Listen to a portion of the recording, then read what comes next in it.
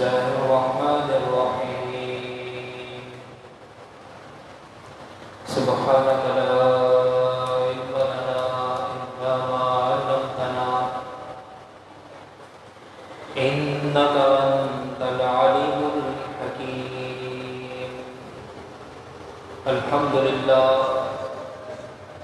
نحمده ونستعينه ونستغفره ونؤمن به ونتوكل عليه ونعوذ بالله من شرور أنفسنا ومن سيئات أعمالنا من يهده الله فلا مضل له ومن يضلل فلا هادي له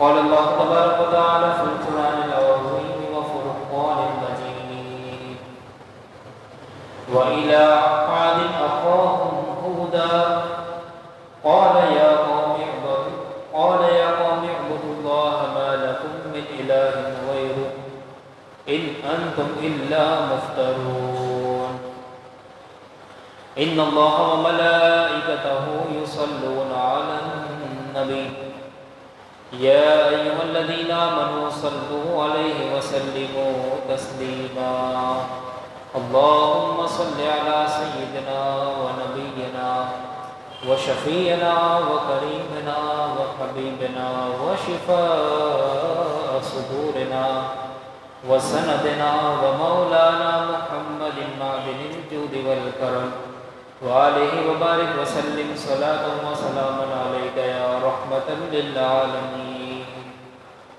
دوستوں، بزرگوں اور عزیزوں، الحمدللہ درس قرآن مجید آج کا جو درس ہے یہ 246 پروگرام نمبر 246 ہے، اور آج کا جو عنوان ہے وہ ہے قوم عاد کا واقعہ۔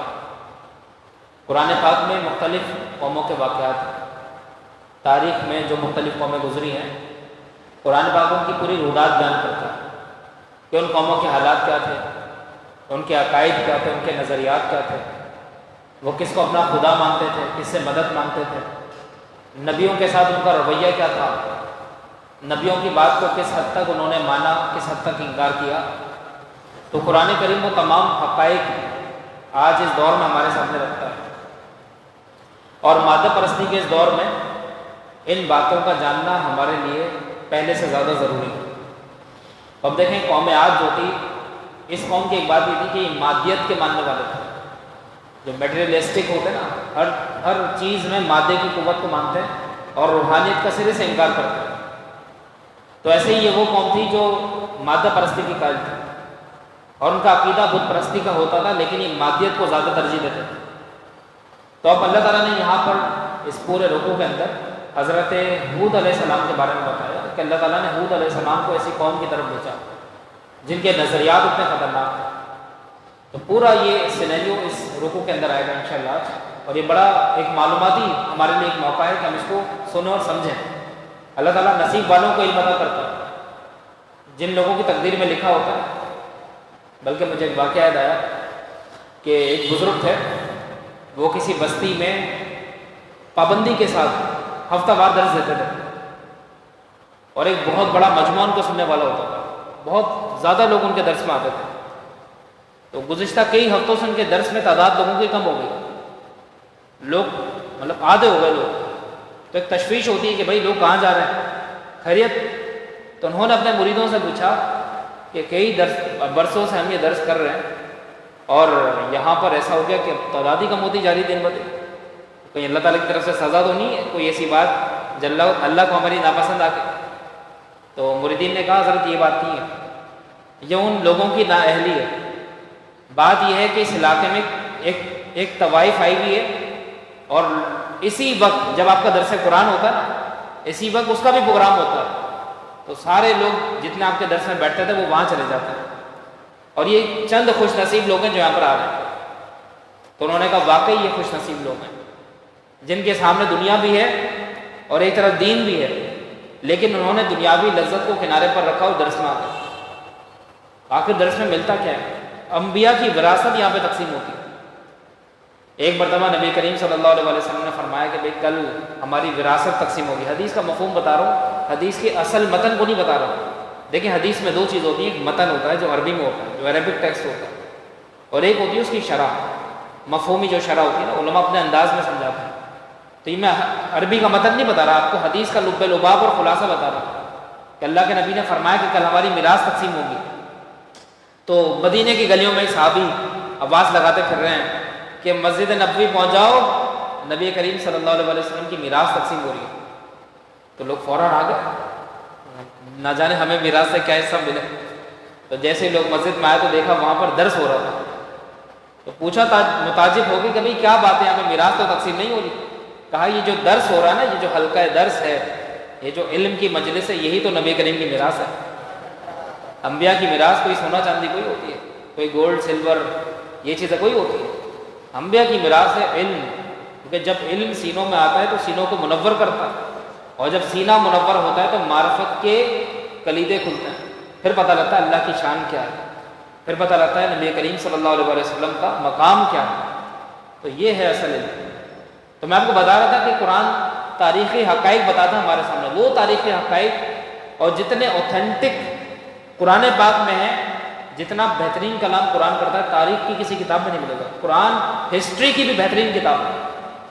ہزاروں سال پہلے کون سا مورخ تھا جس نے کچھ لکھا ہو؟ ارسطو کے حالات آپ کو صحیح نہیں ملیں گے، افلاطون کے حالات صحیح نہیں ملیں گے، بہت زیادہ مبالغہ آرائی ہے.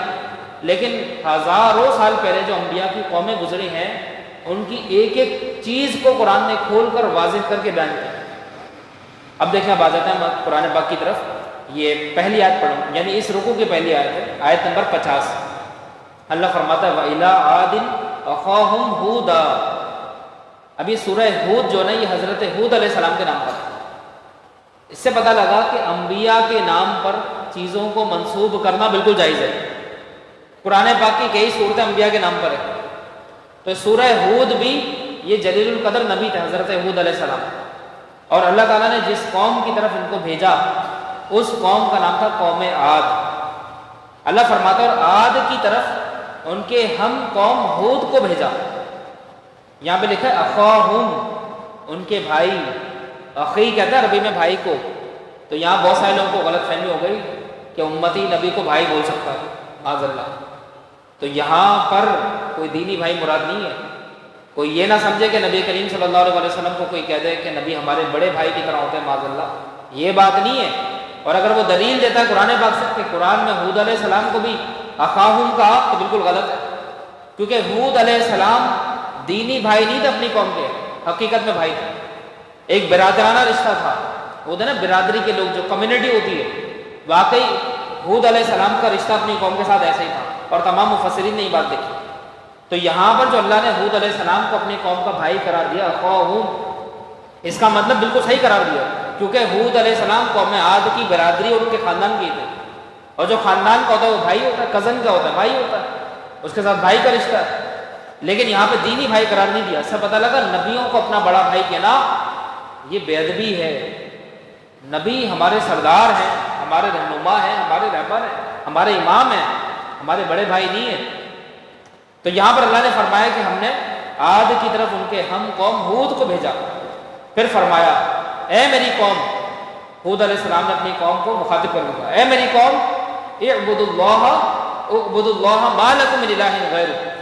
فرمایا کہ اللہ کی عبادت کرو اور اس کے سوا تمہارا کوئی معبود نہیں. چھوڑ دو یہ مادہ پرستی، یہ بڑے بڑے مکانات بنانا، انہی کو اپنا معبود بنا لینا، ان کو چھوڑ دو. ان میں کچھ نہیں رکھا. تمہارا اصل خالق اور مالک جو ہے بس اس کی عبادت کرو، وہی سب کچھ ہے. یہ حضرت ہود علیہ السلام نے اپنی قوم کو نصیحت کی. اور فرمایا ان انتم الا مفترون. پھر اگلی بات کہی کہ تم تو صرف بہتان لگانے والے، کیونکہ اس قوم نے ہود علیہ السلام پر بہتان لگایا کہ آپ جو دعوت دے رہے ہیں یہ آپ کی اپنی ہے، آپ اسے منسوب اللہ کی طرف کریں، لیکن یہ بات ساری آپ کی اپنی ہے. تو ایک طرح سے یہ افطرا ہوا حضرت ہود علیہ السلام کے بارے میں. تو آپ نے رد کیا کہ بھئی میں تو صرف تمہیں اللہ کی طرف بلا رہا ہوں، باقی تم بہتان لگانے والے، تو تمہارے بہتان لگانے سے مجھے کوئی فرق نہیں پڑے گا. اچھا، یہ جو قوم عاد تھی ان کا علاقہ تھا یمن، اور یہاں پر ان پر جو واقعات آئے، ان پر جو عذاب آیا تھا، اس کے عذاب کے آثار موجود ہیں. صحابہ کرام کا ایک دفعہ یہاں سے گزر ہوا تو نبی کریم صلی اللہ علیہ وسلم کو صحابہ نے یہاں کے حالات بتائے.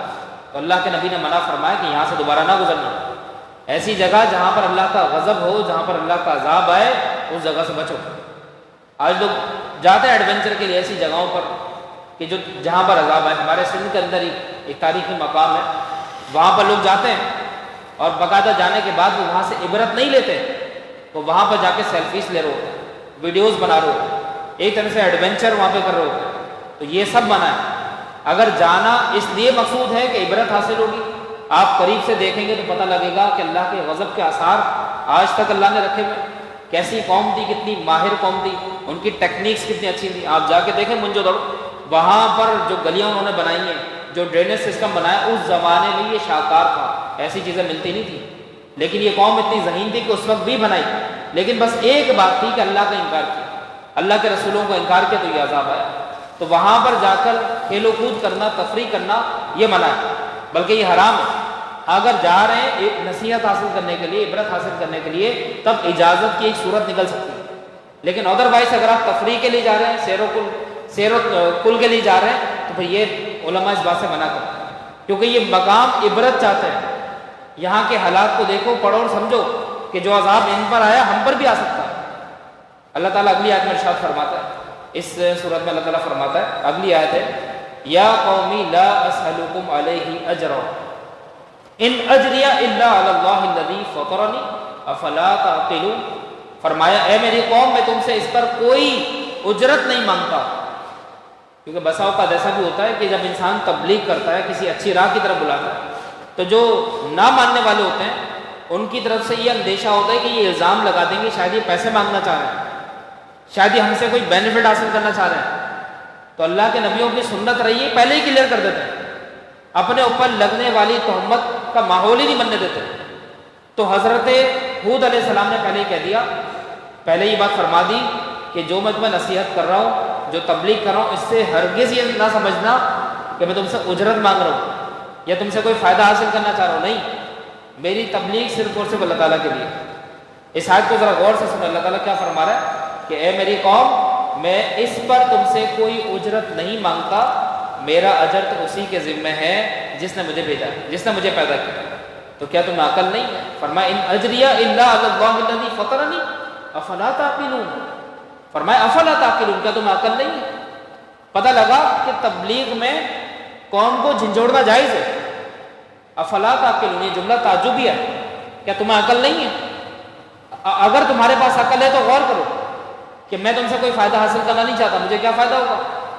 تو بات یہ ہے کہ اگر آپ کسی کو سمجھائیں، کسی کو نصیحت کریں، تو یہ سمجھ لیں کہ سامنے والے کی عقل کا پیمانہ کتنا ہے، وہ آپ کی بات کو کتنا سمجھے گا، کتنا وہ آپ کی بات کو سیریس لے سکتا ہے۔ یہ بات ایک مبلغ کے لیے جاننا ضروری ہے۔ ایک شخص ہے، اگر آپ اسے بات تبلیغ کے لیے جاتے ہیں، آپ کو پتہ ہے کہ بھئی وہ ذرا سنجیدہ مزاج آدمی ہے، تو اس کو ذرا آپ اسی کے انداز اور اسی کے مزاج کے مطابق سمجھائیں، یہ تبلیغ کا حسن ہوتا ہے۔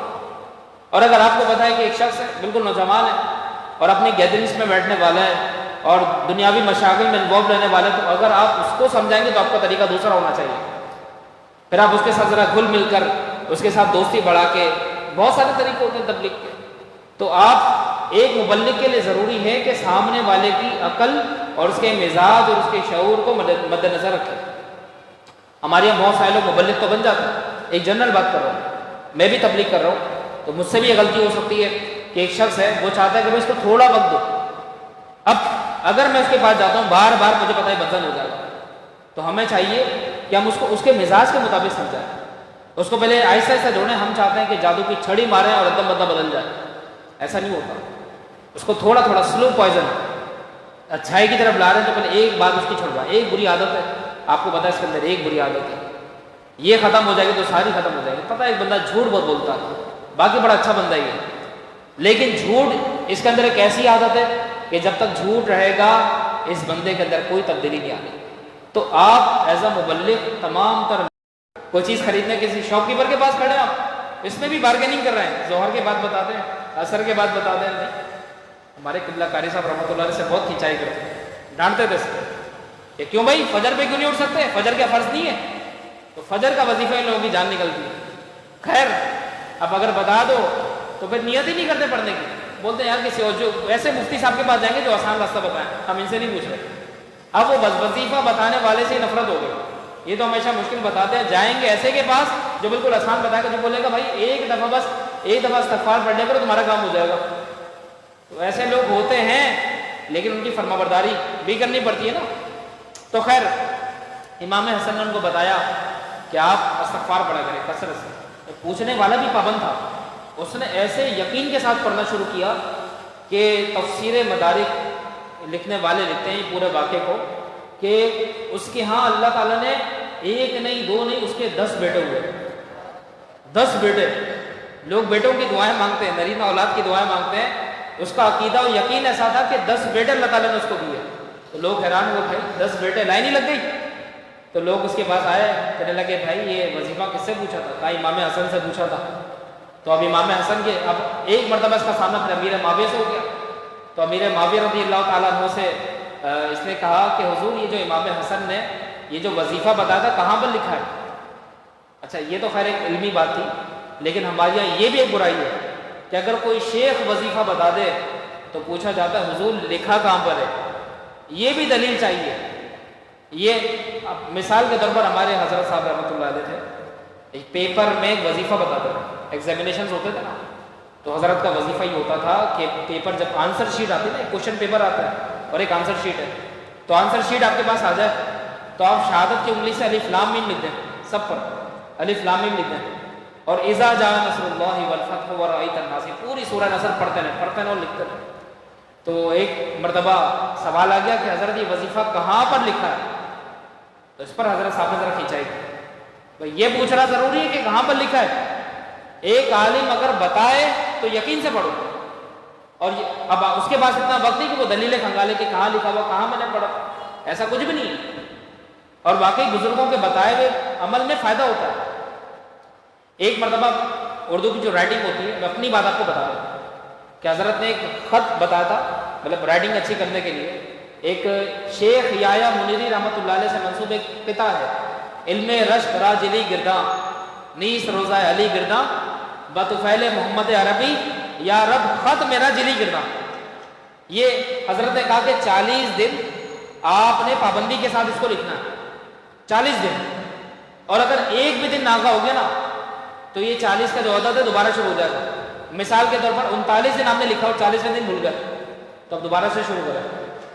لیکن دیکھا گیا کہ جس نے یہ پورا لکھا اس کا خط اچھا ہوگا، اور حضرت فرماتے تھے خود میرا خط بھی اسی سے اچھا ہوگا. اب یہ وظیفہ کہاں ملتا ہے؟ تو یہ شیخ یحییٰ منیری رحمۃ اللہ علیہ ایک جلیل القدر بزرگ تھے، صوفیاء کرام میں سے تھے. یہ انہوں نے اپنے مرید کو بتایا تھا، لیکن کوئی کتاب کا حوالہ نہیں ہے، بس ایک بزرگوں سے عمل چلا رہا ہے. تو اگر ہر چیز میں ہم یہ جاننے لگ جائیں کہ لکھا کہاں پر ہے، کون سے بزرگ نے بتایا، تو یاد رکھیں کہ برکت اٹھ جاتی ہے. تو جس عالم نے آپ کو بتایا اس کے لیے آپ کے لیے اس وظیفے کی صحیح ہونے کی دلیل عالم کا بتایا ہوا عمل. عالم نے بتایا تو بس اس کا علم سب سے بڑی سند اور سب سے بڑی دلیل. تو آپ یہ نہ پوچھیں کہ اس نے کہاں سے بتایا. تو خیر یہ تو چونکہ ایک بزرگوں کی صحبت میں رہنے والا شخص تھا، تو اس نے پوچھا کہ امام حسن نے دعا کہاں سے بتائی؟ تو حضرت امیر معاویہ نے کہا کہ آپ ان سے خود پوچھو. اب امام حسن رضی اللہ تعالیٰ عنہ تشریف لائے تو اس نے کہا کہ یا حضور آپ یہ بتائیں، آپ نے ایسی دعا مجھے بتائی کہ میرا کام ہی بن گیا اور اللہ نے اتنا نوازا، یہ لکھا ہوا کہاں ہے؟ تو امام حسن مسکرائے اور کہا کیا تم نے قرآن نہیں پڑھا؟ قرآن پاک پڑھو، سورہ ہود پڑھیں. سورہ ہود کے اندر یہ جو آیت ہے نا، آیت نمبر 52، اس میں اللہ تعالیٰ نے کیا فرمایا کہ میری قوم تم استغفار کرو تو اللہ تعالیٰ تم پر بارش بھی نازل فرما دے گا اور تمہاری قوت کو دوبالا کر دے گا. تو اولاد سے قوت دوبالا ہوتی ہے، اس لیے میں نے تمہیں وظیفہ بتایا تاکہ تم استغفار کرو گے تو اللہ تعالیٰ تمہیں اولاد دے گا اور اولاد کے ذریعے تمہاری قوت بڑھا دے گا. تو اس نیت کے ساتھ استغفار پڑھیں تو اللہ تعالیٰ سارے کام بنا دیتا ہے. بارشیں بھی ہو جاتی ہیں، رزق میں بھی برکت ہو جاتی ہے، اور یہ قرآنی وظیفہ ہے. اور اس سے یہ بھی پتہ لگا کہ ہمارے بزرگان دین اولیاء کاملین قرآن مجید سے راز نکالنے والے ہوتے تھے، اور اللہ تعالیٰ قرآن مجید جب وہ پڑھتے تھے تو اللہ تعالیٰ ان پر راز بھی منکشف فرماتا تھا. دیکھیں وظیفہ امام حسن نے اپنے استدلال سے اور اپنی باریک بینی سے کیسے نکالا اور کیسے خلقوں کو اس سے فائدہ ہوا، آپ ذرا سوچیں. تو یہاں پر حضرت ہود علیہ السلام نے اپنی قوم کو کہا کہ تم یہ کام کر لو تو تمہارے سارے مسئلے حل ہو جائیں گے. لیکن یہ سرکش قوم تھی، اب بھی باز نہیں ہے. آگے اللہ تعالیٰ فرماتا ہے قول یہود ما جئتنا ببینۃ وما نحن بتارکی آلہتنا عن قولک وما نحن لک بمؤمنین. فرمایا انہوں نے کہا کہ یہود تم ہمارے پاس کوئی دلیل لے کر دیا. بات وہی آگے دلیل کو اوپر. ان کو یہ نظر دیا کہ اللہ کے نبی ہیں، لیکن کہا کیا جا رہا ہے کہ آپ کوئی دلیل ہی لے کر دیا ہے، آپ دلیل لائیں گے تو ہم مانیں گے. حالانکہ یہ جھوٹ تھا. مفسرین لکھتے ہیں کہ حضرت ہود علیہ السلام اس سے پہلے کئی معجزات ان کو دکھا چکے تھے، لیکن اس کے باوجود یہ قوم نہیں مانی. تو معجزات ہی تو نبوت کی دلیل ہوتا ہے. نبوت کی سب سے بڑی دلیل ہی معجزہ ہوتا ہے. دیکھیں ہمارے نبی صلی اللہ علیہ وسلم نبی برحق ہے، تو حضور کی سب سے بڑی دلیل حضور کا معجزہ ہی ہے، اور وہ قرآن ہے جو ہمارے ہاتھ میں. قرآن تو حضور کا سب سے بڑا معجزہ ہے. تو اس قوم نے حضرت ہود علیہ السلام پر الزام لگایا کہ آپ نے کوئی دلیل ہمیں نہیں دی. پھر آگے فرمایا کہ ہم صرف تمہارے کہنے سے اپنے خداؤں کو چھوڑنے والے نہیں ہیں. کلیئر انکار کر دیا کہ آپ جتنا سمجھائیں ہم ماننے والے نہیں ہیں. ہم اپنے بزرگوں کے طریقے کار پر، اسی لیے کہتے ہیں اکابر پرستی منائیں. یہ مت سمجھو کہ ہمارے بڑوں نے جو لکھا وہ بالکل صحیح ہے. آج ہمارے جتنے بھی مکاتب فکر ہیں، یہ جو امت میں اختلاف پڑا ہوا ہے، یہ صرف ان اکابرین کی وجہ سے، جنہوں نے اپنی کتابوں میں ایسی ایسی گستاخانہ باتیں لکھی کہ جو لکھنی نہیں چاہیے تھی. آج تک یہ امت فرقوں میں بٹی ہے. صرف 4 اور 5 حضرات ہیں جنہوں نے ایسی باتیں لکھی، اور آج تک امت تقسیم ہوتی چلی آ رہی. تو آپ ذرا سوچیں کہ اکابر پرستی کس میں تھی؟ یہ پچھلی قوموں میں تھی جن کے قرآن حقائق بتا رہے ہیں. وہ کہتے تھے کہ ہم اپنے آباء و اجداد سے ہٹنے والے نہیں ہیں. جو ہمارے بڑوں نے کہا صحیح کام اسی کو مانیں گے. آپ چاہے ہمیں جتنی بھی دلیلیں دیکھیں. اس کے بعد اللہ تعالیٰ فرماتا ہے کہ ہم اپنے خداؤں کو چھوڑنے والے، نہ ہی تمہاری بات پر یقین کرنے والے. یہ بھی کہہ دیا کہ ہمیں آپ کی بات پہ یقین نہیں. یہ نبیوں کی صدی توہین ہے کہ تمہاری بات پہ ہمیں کوئی یقین نہیں. اس کے بعد فرمایا ان نقول الا تراک بعض آلہتنا بسوء قال انی اشہد اللہ واشہد انی بریء مما تشرکون من دونہ فکیدونی جمیعا ثم لا تنظرون. فرمایا اب یہ ہود علیہ السلام کو اور آپ کی قوم کا مکالمہ ہو رہا ہے. یعنی ایک طرف آپ بات کرو، ایک طرف ان کی طرف سے جواب آ رہا ہے. کہنے لگے ہم تو صرف یہ کہتے ہیں کہ ہمارے کسی معبود نے تم پر کوئی برائی پہنچا دی ہے. ابھی ایک اور الزام آ گیا حضرت ہود علیہ السلام پر. ایک اور وہ الزام کیا تھا؟ ان کی قوم نے کہا کہ ہمارے معبودوں کو آپ نے تکلیف دی، تو ہمارے معبودوں نے آپ کو سزا دی جس کا خمیازہ ہم بھی بھگت رہے ہیں. قحط کی صورت میں، ہماری عورتیں بانجھ ہونے کی صورت میں، یہ ہمارے بتوں کی ناراضگی کا صلہ ہے. یعنی سوچ ہے کہ جب اللہ تعالیٰ انسان کی عقل چھین لیتا ہے نا تو دین بھی چلا جاتا ہے. اتنا بڑا عذاب ان پر آیا ہوا ہے، اور وہ یہ کہہ رہے ہیں کہ ہمارے بت کی نافرمانی کی وجہ سے اے ہود تم نے ہمارے کسی بت کا دل دکھایا تو اس نے تمہیں یہ سزا دی جس کا نتیجہ ہم بھی بھگت رہے ہیں. اب آگے دیکھیں اللہ تعالیٰ ارشاد فرماتا ہے کہ ہود نے فرمایا کہ میں اللہ کو گواہ بناتا ہوں اور تم سب بھی گواہ ہو جاؤ کہ میں ان سب سے بیزار ہوں. جتنے تمہارے جھوٹے خدا ہیں میں ان سب سے بیزار ہوں. میں کسی کو نہیں مانتا. تم چاہے جتنا بھی ڈراؤ، جتنی دھمکیاں دو. تو پتہ لگا کہ شرک کی کھلے عام مذمت کرنا انبیاء کی سنت ہے. شرک جیسا بھی ہو برا ہے.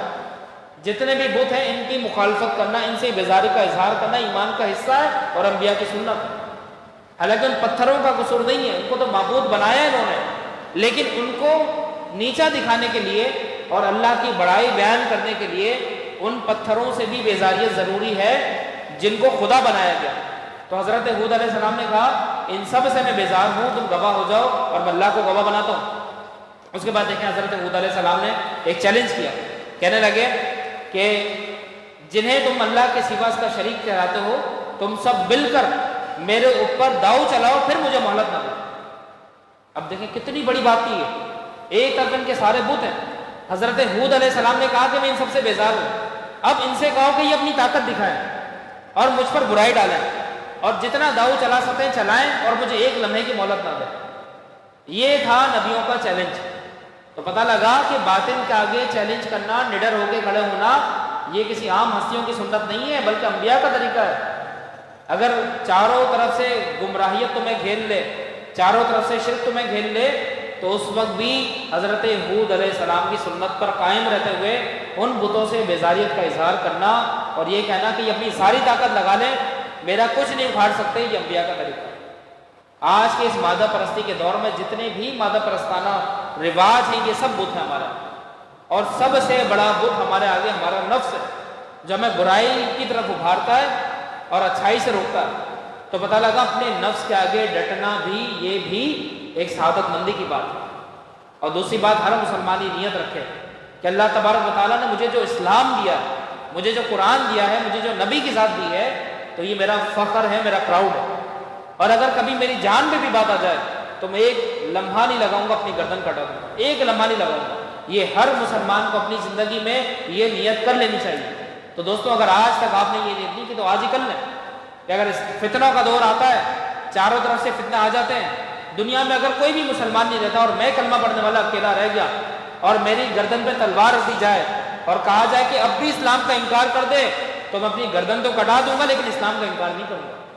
تو تاخیر نہ کیجیے، اگر آپ نے اب تک یہ نیت نہیں کی تو کر لیں، اللہ تعالیٰ آپ کو ابھی سے ثواب دے دے گا۔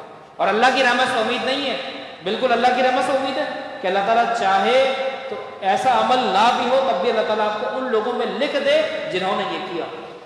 ہمارے نبی نے مثال دے کے سمجھایا تھا کہ اے میرے صحابہ، مشرکین کے ظلم سے تم مایوس نہ ہونا، پچھلی قومیں ایسی تھیں جن پر اتنی سختیاں کی گئیں کہ جن کی مثال نہیں ملتی۔ ایک ایگزامپل حضور علیہ السلام نے دی کہ پہلی قوم ایسی تھی کہ جب وہ اپنے نبیوں کا ساتھ دیتے تو لوہا ہوتا نا، لوہے کی کنگیاں بنی ہوئی ہوتی تھی، تو ان لوگوں کے جسموں پر لوہے کی کنگیاں چلا دی جاتی تھی اور ان کا گوشت ایک طرف ہو جاتا تھا، ہڈی ایک طرف ہو جاتی تھی، لیکن اس کے باوجود وہ یہ کہتے تھے کہ ہم اللہ پر ایمان رکھتے ہیں۔ میرے صحابہ، تم خوش نصیب ہو کہ تمہارے پہ یہ وقت نہیں آیا۔ لیکن ذرا غور کریں کہ صحابہ نے مصیبتیں کم برداشت کی، کتنے زیادہ ظلم برداشت کیے۔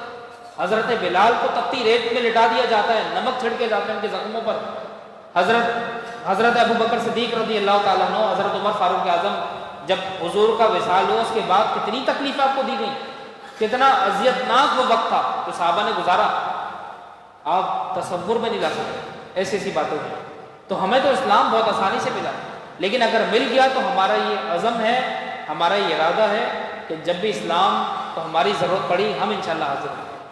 دیکھیں اللہ تعالیٰ اگلی آیت میں ارشاد فرماتا ہے، آیت نمبر 56، اللہ تعالیٰ فرماتا ہے انی توکلت علی اللہ ربی و ربکم ما من دابۃ الا هو آخذ بناصیتها ان ربی علی صراط مستقیم۔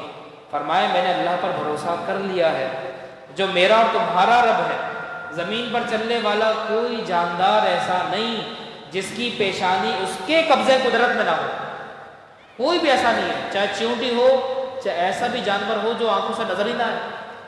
میڈیکل سائنس میں ایسے جانور ہیں، ایک جانور پڑھا جاتا ہے ایمیبا اس کا نام ہے، آنکھوں سے نظر نہیں آتا، مائکروسکوپ ہوگا نا اس سے آپ دیکھیں گے تو نظر آئے گا۔ بیکٹیریا آنکھوں سے کبھی بھی نظر نہیں آئے گا، یہ کورونا وائرس سے آنکھوں سے کبھی نظر نہیں آئے گا، بس جس کو ہو جائے اسی کو وائرس سمجھ لیتا ہے، اسی سے بھاگنا شروع کر دیتا ہے۔ تو ایسی ایسی چیز اللہ نے ایسی مخلوقات بنائی جو نیکڈ آئی سے نظر نہیں آتی۔ آپ ذرا سوچیں، یہ اللہ کی قدرت کا، اور اس میں سب کچھ ہے۔ ان کے اندر سانسوں کا بھی نظام ہے جس کو ہم نظام تنفس کہتے ہیں نا، ریسپائریٹری سسٹم، وہ بھی ان کے اندر ہے۔ ایک آپ چیونٹی کی مثال لے لیں، چیونٹی کا جسم کتنا چھوٹا ہے، آپ اس کو ہاتھ میں رکھیں اور مسل میں مر جائے گی، لیکن چیونٹی کے اندر بھی اللہ تعالیٰ نے ڈائجسٹو سسٹم رکھا ہے، اللہ تعالیٰ نے سرکولیٹری سسٹم رکھا ہے، اللہ تعالیٰ نے یہ سرکولیشن، جو خون کی سرکولیشن ہوتی ہے نا، اللہ تعالیٰ نے ریسپائریٹری سسٹم رکھا ہے۔ چیونٹی بھی سانس لیتی ہے، اس کی سانسیں بھی جا کر اس کے پھیپھڑوں میں جذب ہوتی ہیں، پھر اس سے وہ انرجی پرووائڈ کرتی ہے۔ اس کے اندر بھی نروس سسٹم ہے، دماغ چیونٹی کے اندر بھی ہوتا ہے۔ کوئی چیونٹی اگر گزر رہی ہو، آپ لکیر مار دیں وہ رک جائے گی وہاں پہ، پہلے وہاں پہ وہ محسوس کرے گی یہاں پہ کوئی تھا پہلے۔ تو اللہ نے اس کے اندر بھی سینس رکھے ہیں، ایک اتنی سی مخلوق کے اندر اتنی پاورز، ججمنٹ کی، ایکسپلورنگ کی اتنی طاقت اس کے اندر، اس کو بھی اللہ تعالیٰ نے ٹیم بنا کے چلنا سکھایا، اس کو بھی اتنی عقل، اتنا شعور اس کے اندر بھی ہے کہ جب سردیاں آنے والی ہوتی ہیں تو ساری چیونٹیاں اتحاد کر لیتی ہیں، اور اتحاد کرنے کے بعد وہ اپنا کھانے پینے کا سامان جمع کرنا شروع کر دیتی ہیں۔ تو پتہ لگا ان کو موسموں کا بھی ادراک ہوتا ہے کہ ابھی کون سا موسم چل رہا ہے اور آنے والا موسم کون سا ہے۔ تو یہ عقل، یہ وجدان، یہ شعور اتنی سی مخلوق میں اللہ نے پیدا کیا، تو کیا اللہ تعالیٰ کو عظیم نہیں مانتے؟ یہ اللہ کی قدرت ہے، انسان تو بہت بڑی چیز ہے، اس سے زیادہ باری چیزوں میں اللہ نے ایسے سسٹم رکھے ہیں کہ آپ جب سوچیں گے تو آپ کا سر خود ہی اللہ کے آگے جھک جائے گا کہ اللہ تو کتنے کمال کا۔ دنیا جتنی بھی ترقی کر جائے، مادیت میں جتنا آگے بڑھ جائے، لیکن ایک چھوٹی سی مخلوق کو دنیا پیدا نہیں کر سکتی، اگر وہ مر جائے تو اس کو زندہ نہیں کر سکتی۔ اتنی طاقت تو آج تک کسی میں نہیں آئی، نہ کبھی آ سکتی۔ آج سب کچھ تو انسان نے بنا دیا، سب کچھ سائنسدانوں نے بنا دیا، لیکن ابھی تک اتنی طاقت نہیں ہے کہ اگر کوئی مردہ اگر سامنے پڑا ہوا ہے نا تو کوئی آرٹیفیشل آکسیجن کا وینٹیلیٹر اس کو لگا دیں، اس کے پھیپھڑوں میں سانس بھی چلی جائے، آکسیجن بھی چلی جائے تو وہ زندہ ہو کے بیٹھ جائے۔ ایسا کوئی بھی نہیں۔ آپ جتنی مردے کو سانسیں ڈال لیں وہ اٹھنے والا نہیں ہے، کیونکہ روح جو ہوتی ہے یہ اللہ کے رازوں میں سے۔ یسألونک عن الروح قل الروح من امر ربی، کہ اللہ نے فرمایا سب کچھ کر سکتے ہو، روح واپس نہیں لا سکتے، کیونکہ روح اللہ کے رازوں میں سے ہے، یہ آسمانی سفر میں چلی جاتی ہے، اس کا سفر ہی الگ ہے۔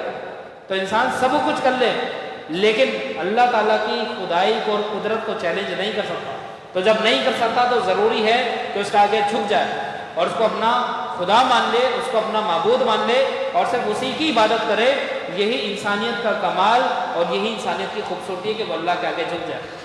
اب دیکھیں اللہ تعالیٰ فرماتے ہیں اگلی آیت میں، یہ 2-3 آیتیں رہ گئی ہیں انشاءاللہ یہ درس کمپلیٹ ہوگا۔ اللہ تعالیٰ فرماتا ہے فَإِن تَوَلَّوْا فَقَدْ أَبْلَغْتُكُم مَّا أُرْسِلْتُ بِهِ إِلَيْكُمْ وَيَسْتَخْلِفُ رَبِّي قَوْمًا غَيْرَكُمْ وَلَا تَسُرُّونَهُ شَيْئًا إِنَّ رَبِّي عَلَىٰ كُلِّ شَيْءٍ حَفِيظٌ۔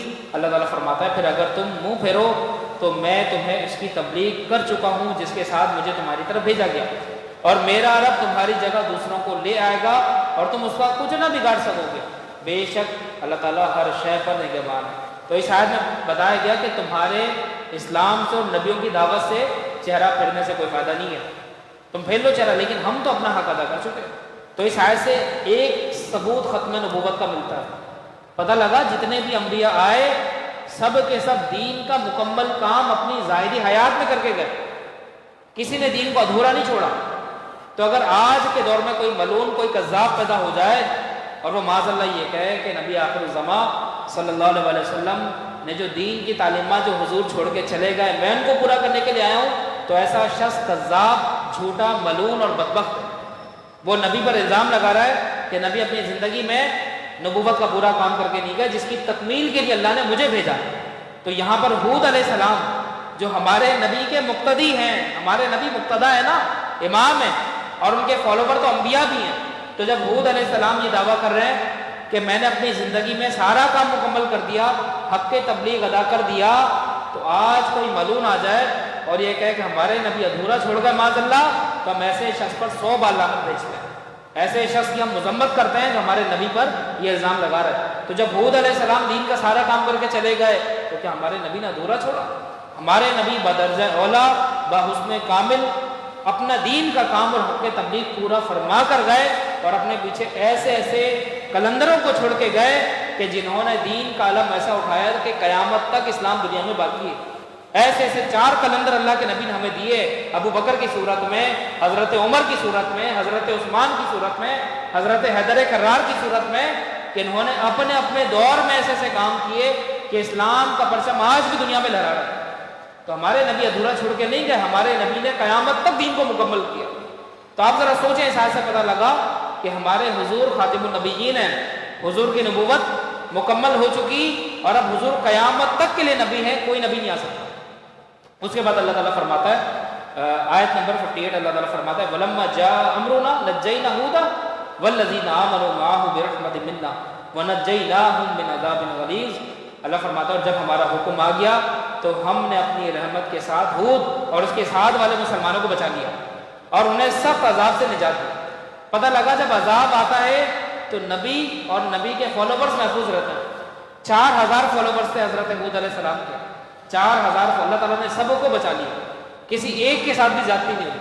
اور جب ہود علیہ السلام کی قوم پر جب عذاب آ رہا تھا، جب ہوائیں کو اچھال اچھال کر ان کے بھاری بھرکم جسموں کو جب پہاڑوں سے مار رہی تھی، تو اس وقت بھی اللہ تعالیٰ نے ہود علیہ السلام اور آپ کی قوم کو محفوظ رکھا اور ہوا ان کو نقصان نہیں پہنچا سکتا۔ اس کے بعد اللہ تعالیٰ فرماتا ہے اگلی آیت میں وَتِلْكَ عَادٌ جَحَدُوا بِآيَاتِ رَبِّهِمْ وَعَصَوْا رُسُلَهُ وَاتَّبَعُوا أَمْرَ كُلِّ جَبَّارٍ عَنِيدٍ۔ اب ہود علیہ السلام کا واقعہ پورا ہوتا ہے تو اللہ تعالیٰ نبی کریم صلی اللہ علیہ وسلم ہمارے نبی جو ہیں وہ صحابہ کرام کو بتا رہے ہیں وَتِلْكَ عَادٌ، اور یہ عاد ہیں جنہوں نے اپنے رب کی آیتوں کا انکار کیا۔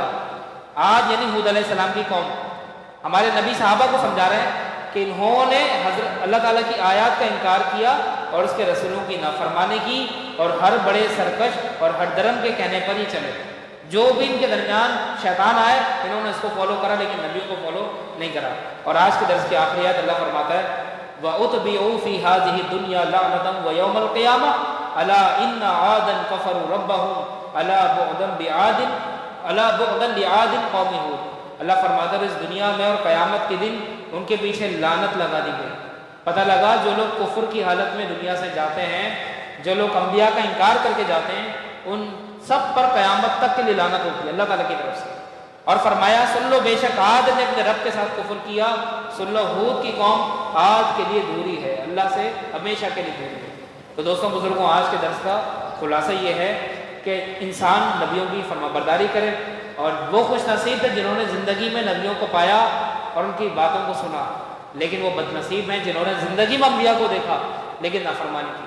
تو اللہ تعالیٰ ہمیں عمل کی توفیق عطا فرمائے۔ کل اعلان بھی سن لیں انشاءاللہ، آج رات 11 بجے ہمارا جو پروگرام جو سلسلہ ہے فیض نثاریہ پر لائیو جو پروگرام ہوتا ہے ذکر رسول کا، تو انشاءاللہ آج اس کا 9واں سیشن انشاءاللہ ہوگا۔ تو آپ لوگوں سے بس اتنی سی ریکویسٹ ہے کہ آپ الحمدللہ یہ جو ہمارا پروگرام ہے یہ آج کل کے دور میں بڑا اہم دینی کام ہے، کیونکہ ہمارے یہاں بہت سارے یوٹیوب کے اوپر فیس بک کے اوپر ایسے چینلز ہیں جو لائیو ایسے پروگرام دکھا رہے ہیں جن سے بد مذہبیہ کام ہوتی ہے، جو دشمنان رسول ہیں وہ سب یہ فورمز لے کے بیٹھے ہیں جو لائیو اپنے پروگراموں کو نشر کر رہے ہیں اور دیکھنے والی ایک بڑی تعداد چل رہی ہے۔ تو ہم نے یہ پروگرام شروع کیا ہے الحمدللہ 8 سیشنز اس کے کامیابی کے ساتھ مکمل ہوئے۔ تو یہ 9واں سیشن ہے جو آج ہوگا، تو آپ نے لازمی اس کو دیکھنا بھی ہے، جوائن بھی کرنا ہے، اور جہاں جہاں ہو سکے آپ نے اس کو شیئر بھی کرنا ہے۔ ایک اچھی بات ہے، اس کو آگے بڑھائیں۔ اللہ تعالیٰ ہمیں عمل کی توفیق عطا فرمائے۔ وآخر دعوانا ان الحمدللہ رب العالمین۔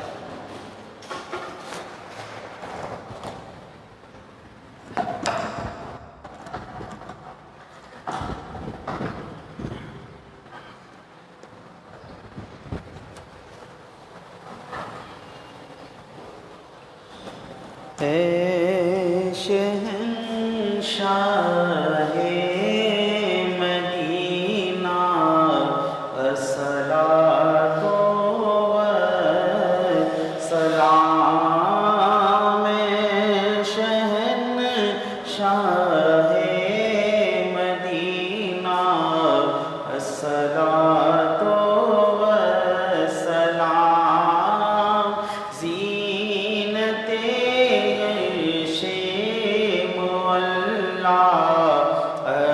الصلاۃ والسلام، زینت عرش مولا، الصلاۃ والسلام، رب هب لی امتی کہتے ہوئے پیدا ہوئے، رب هب لی امتی کہتے ہوئے پیدا ہوئے، حق نے فرمایا کہ بخشا، الصلاۃ والسلام، شہنشاہ مدینہ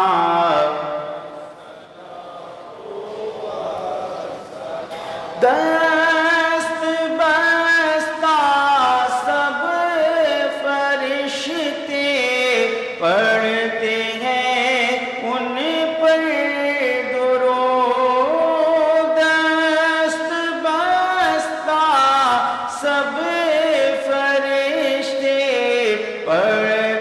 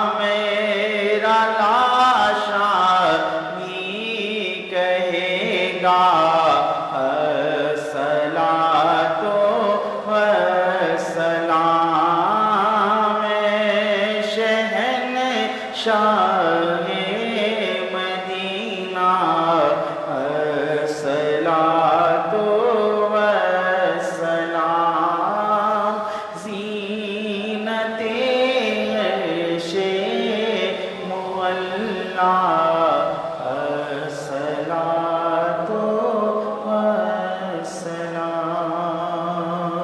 الصلاۃ والسلام علیک یا رسول اللہ وعلی آلہ واصحابہ یا حبیب اللہ.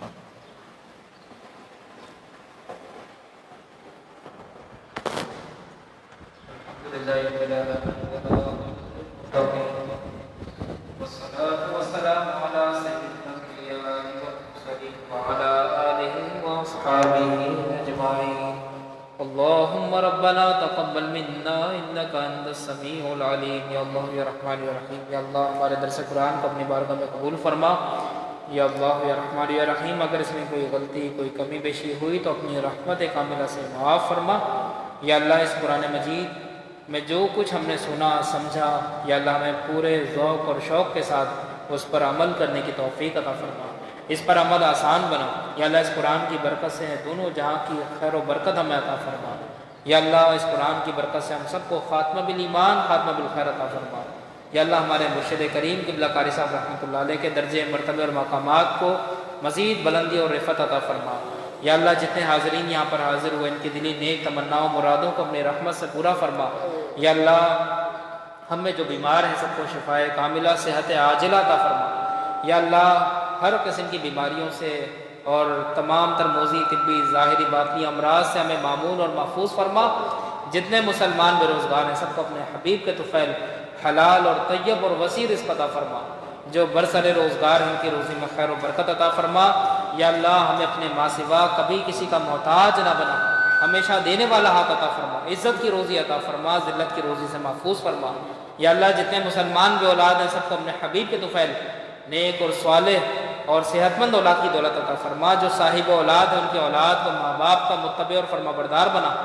یا اللہ جن کی جوان بچیاں بغیر رشتوں کے گھروں پر ہیں ان کے لیے اچھے نیک اور صالح رشتے عطا فرما.